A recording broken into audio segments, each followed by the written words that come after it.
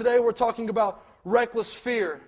Today we're talking about leadership and how as leader for us to move forward, to do things that are impossible, how we have to maintain and have reckless fear in our lives.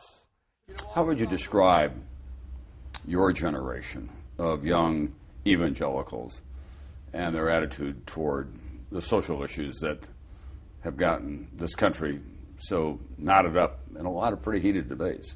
I think we have so much going on in our life, especially for me being a young church planner. Here we are, my wife's pregnant, we're starting a church from scratch. We have so much going on. It's so easy for us growing up in the time that we grew up in our generation to, I think, at times be immune to the social issues. I mean, we're dealing with people that are hurting and that have practical needs and practical issues, and sometimes the news can so overshadow with issues that really don't hit home to us, to our needs, to what we're looking for, and that's really what we focus on with our generation. What are the issues that you're focusing on? I think our generation is searching for something. I think a lot of them have been hurt by broken marriages and broken promises, and they've seen a lot of people promise a lot of things and underproduce.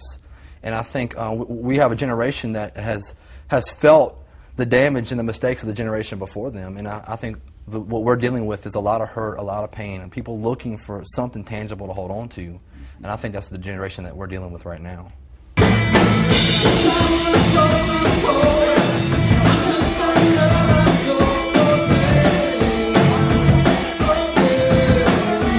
Are you hearing from your elders in the Baptist Convention? Oh, nothing but positive things. Nothing but great support. But there has been some criticism. There's always criticism.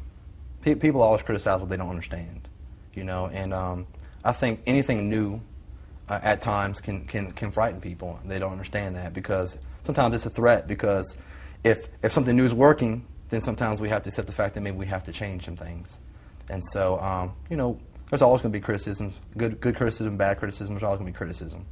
That's just the nature of what it is. As you know, the evangelical movement, and especially the late Reverend Falwell, preachers like Pat Robertson and others, have been an important force in national politics, especially for the Republican Party in this country. Is that an aspiration that you have? Not at all.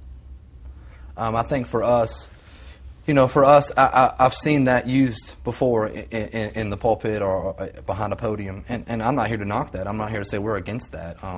For us, we don't want to separate ourselves. Like I said, we're here because we love our county, we love our community, and the moment that I say, well, God only loves Republicans, then what I just told our entire county and our entire region is that Democrats have no place in our church.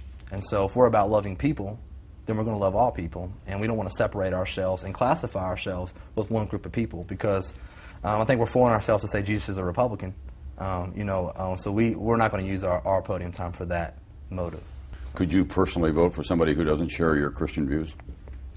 I think the day is coming when that decision is going to have to be made. I think this year's political race, from what I know of it, very well may fall under that situation. I think when it comes with any political candidate, I don't think you ever find a candidate that matches up with everything I believe morally and ethically.